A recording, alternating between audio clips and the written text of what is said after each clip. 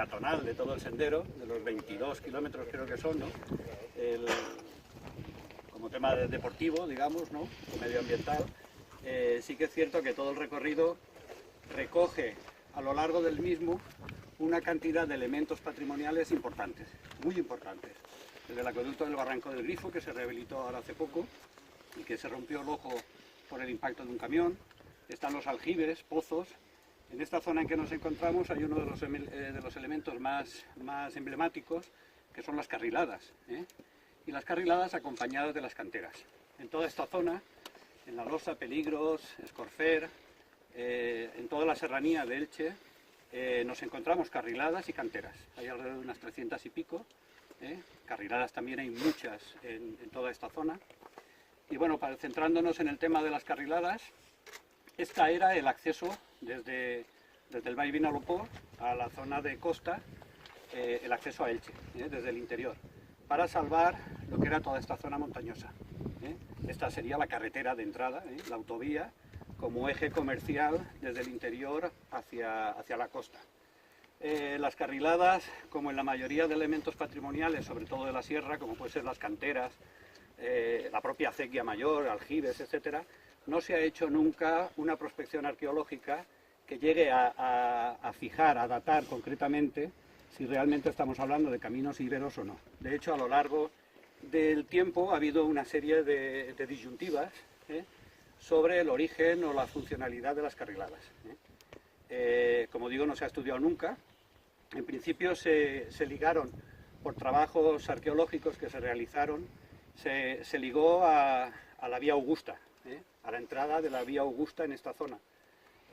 Tema que incluso hay estudios que todavía lo mantienen, pero se quedó descartado porque no es la tipología constructiva de la calzada romana, no tiene nada que ver. Como bien Gaspar Agulló, que le ha dedicado mucho tiempo y cariño a ese tema, y de una forma altruista y particular, él ya apuntaba, y acertadamente, que la calzada romana está en alto. Los romanos hacen su propia calzada, ellos hacen su piedra, ¿no? su pavimento, en contraposición de la cultura íbera, que utiliza la roca. El carro por tierra funciona muy mal, sin embargo por roca funciona muy bien. Es decir, yo me inclino a pensar, en mi modesta opinión, que no es una calzada romana. Sí que es cierto que no se ha investigado, como digo. Hubo otra serie de estudios paralelos, y que todavía se mantienen, esas tesis, de que eran unos accesos ligados a las canteras. La cantera necesitaba agua para tallar la piedra, con la sierra de hilo, etc. Ese agua viene de los canals, de las minas drenantes, que tenemos alrededor de unas 15 en todo este territorio, importante porque es un agua muy buena que sigue manando, ¿no? Pero encontramos también muchas carriladas que no están ligadas a las canteras. Es decir, básicamente entendemos, y en eso creo que coincidimos bastantes estudiosos del tema, que esto era un eje de comunicación, un eje comercial importante de época íbera. ¿Y por qué decimos de época íbera? Porque en los sitios que sí que se ha estudiado, en muchos yacimientos arqueológicos, que hay datos donde se han estudiado y existe este tipo de carriladas, son de origen íbero y mantienen la misma tipología. Un ancho de eje de la carreta íbera de 1,20, 1,25 y se repite. La carreta romana, el carro romano no tiene ese ancho, es mayor. Era lo del ancho del ave, ¿no? Pues lo mismo, de la vía. Pues en aquella época cada cultura tenía su ancho de vía, ¿no?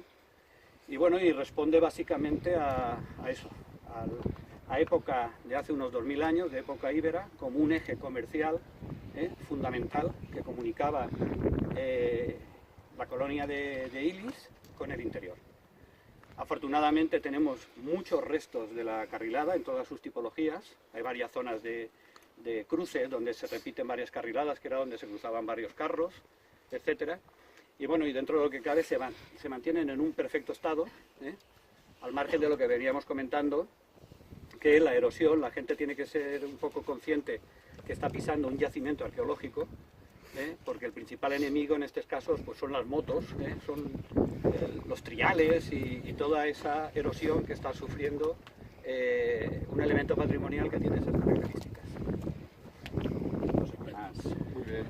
Un aplauso al esfuerzo intelectual de mezclarlo con la base educativa, es decir, que todos los chicos y chicas de la ciudad, colegios, centros educativos, tengan esa experiencia y aprendan a conocer más la historia de la ciudad desde el punto de vista patrimonial, de su historia, y también desde el punto de vista medioambiental, y al final, lógicamente, con todo esto también aprendan a cuidarlo y a trasladarlo con el paso del tiempo a las generaciones venideras. Yo creo que Elche merece tener un cuidado de estas cuestiones que creo que son vitales e importantes para todos, que no pueden además quedar descuidadas en ningún caso, pero sí que hay que hacer un trabajo, me parece a mí, estamos en eso, yo creo, todos de acuerdo, con la base educativa. Al final de lo que se trata es que no solamente los que tenemos conocimiento o los que apreciamos esto lo hagamos, sino trasladarlo a esa semilla que va a ir evolucionando, que son los chicos y chicas, a temprana edad, para que sean capaces, como les decía, con el tiempo, de que esto perdure y que al final seamos conscientes de lo que tenemos y sepamos sobre todo cuidarlo, porque al final es un legado de la historia y yo creo que hay que tratarlo como tal, con ese cuidado y con esa atención que merece. Y en ese sentido hemos hecho este trabajo y tengo que aprovechar para agradecer no solamente a Adolfo, sino a todo el personal, personas que le han ayudado el trabajo, ¿no? de respetar un poco los valores que tenemos en Elche y el trabajo también a pie de campo, ¿no? Para poder identificar toda esta zona histórica y ponerla en valor. Al final lo que se ha intentado es minimizar cualquier tipo de daño, por esa razón la señalización es la justa y por esa razón se puede acceder, como habéis visto, con un código QR a través de cualquier movida a la base histórica de lo que tenemos en ese momento, es decir, que podemos saber en ese momento y conocer cuál es la historia que tenemos en ese punto, ¿no? Y poco más. Al final lo que espero es que entre todos lo difundamos, que lo disfrutemos y que seamos capaces también de ir avanzando en más cosas muy parecidas que ahora mismo hay por hacer en la ciudad, y que yo creo que todos en eso también coincidimos. Y por lo demás, mucho deporte y siempre Elche. Un privilegio enorme, que es que tenemos enclaves en nuestro municipio donde se juntan de una forma muy interesante el patrimonio histórico y el patrimonio natural, ¿no? Este es uno de ellos, y gracias a este sendero pues mucha gente que no conoce, ¿no? Salvo los intrépidos senderistas que se adentran a estas zonas, ahora que está más accesible, pues mucha gente de Elche, empezando por Elche, y luego ya los visitantes que quieran venir van a ver una parte del municipio que no conocían, y que estás viendo un paisaje natural de gran importancia a la vez que estás viendo un patrimonio de milenios, ¿no? Como nos han comentado. Entonces eso es único y gracias a este sendero podremos verlo. Y en segundo lugar es también esa vinculación de este barranco al pantano, ¿no? Otro de estos lugares donde hay también mucho patrimonio natural y mucho patrimonio histórico, pues también es importante de cara a que sea paraje natural municipal, pues en poner en valor toda la zona adyacente, ¿no? Vale. Muy bien. Gracias, claro.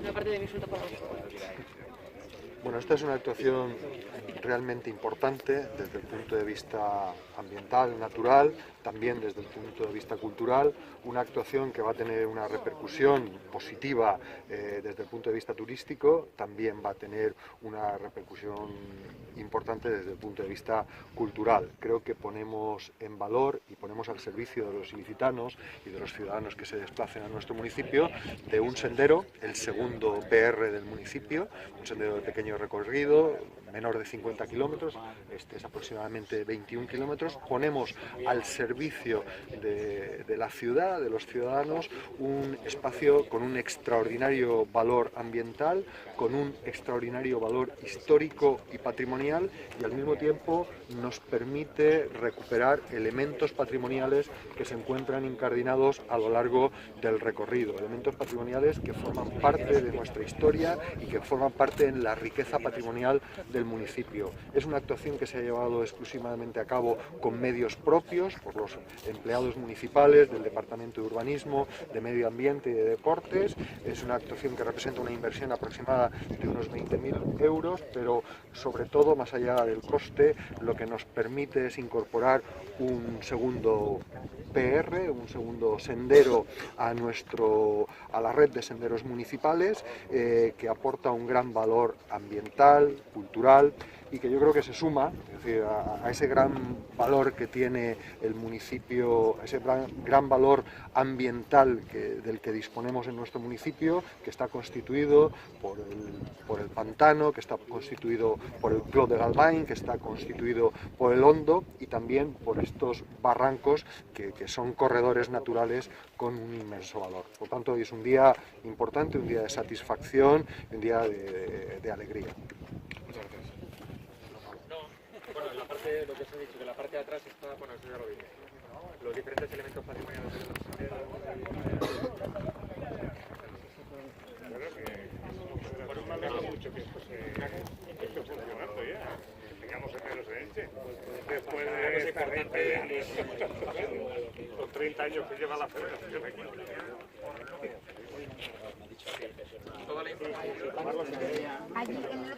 Sí, sí. A ver, ahora en el punto de vuelta, Adolfo va a hacer una prueba con el QR para que veáis que funciona y que lo puede hacer todo el mundo. Solamente el que no tenga la aplicación la tiene que descargar y ya está.